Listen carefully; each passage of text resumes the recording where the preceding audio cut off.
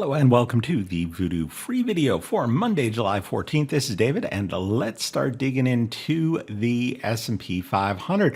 Continues to be my main focus as we try and figure out what to expect next from here. So we really didn't go anywhere last week. We did make a slightly higher all-time high on Thursday, slightly above the prior all-time high from the prior Thursday, but really closed pretty much inside of the range from the prior week. It, as I mentioned, really didn't go much of anywhere at all.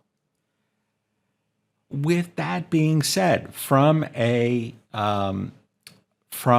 Voodoo Lines perspective, we are holding the most important of our Voodoo Lines levels, the fire line here down at 59.25, and from there we have continued to work our way above and find support above both the 60.92 skyline, one of our minor levels, and in here the 61.94 skyline. So long as we hold both of those, we can focus on some additional upside. And the obvious Voodoo Lines roadmap target, if we continue up, if we continue to hold both of those skyline levels, is this 63.60 snow line up above. Now, if the index does push higher and can push and find support above that snow line, then that would be even more bullish. I'm not necessarily looking for that right now, and as we'll look at in a moment, I think we have some reasons to think that a pullback could be coming soon. But let's wait until we actually see it. So a break of that 61.94 level that we mentioned would be one indication that we're heading back down. Another would be if we were to get a larger pullback than we've seen so far in the move up from this May 23rd low.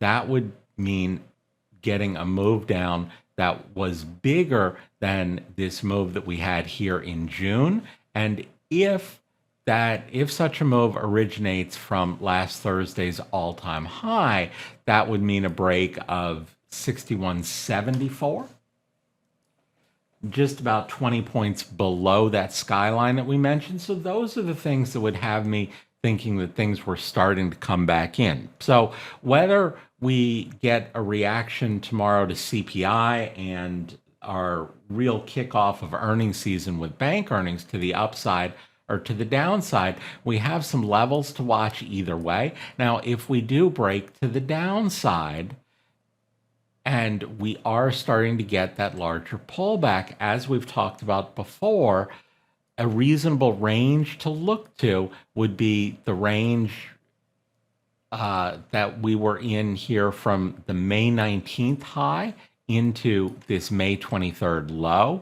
That, of course, surrounds this Voodoo fire line, and that makes the fire line a rough downside area to look to. And so long as we mostly hold that fire line, come down to it and bounce, or come down a little below and quickly recover it, I'm still looking for at least one more leg to the upside. But if that fire line breaks and we continue down to below that May 23rd low, then all bets are off and we need to allow for an even bigger pullback. So that's broadly the lens that I'm watching here as far as levels. If we look at our big picture oscillator, which has given us some good clues, right, told us to allow for some pullbacks when we got really overbought here in late April heading into May, and then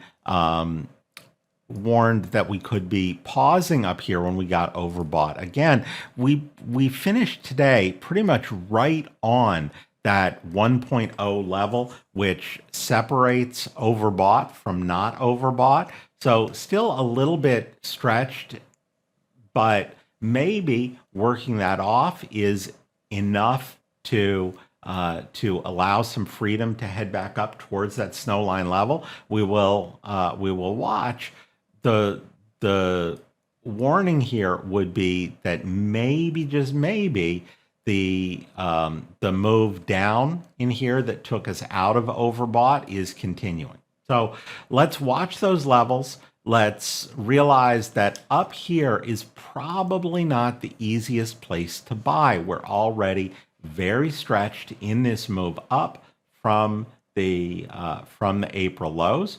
Whether it's immediately or we work our way up to the snow line first, I think we're getting closer. We're probably a whole lot closer to the next good size pullback than we are to the start of the move. And so this is not where I want to add. I do want to see some good size pullbacks to add, and hoping that we get one relatively soon. So that's what I'm going to be looking at heading into tomorrow. I'd like to have a little longer view for you, but we really need to wait and see what comes from CPI and bank earnings. We'll take a look at that. I'll be with you for the next of these free videos here next Monday again, and we'll go through everything again. Until then, as always, good trading.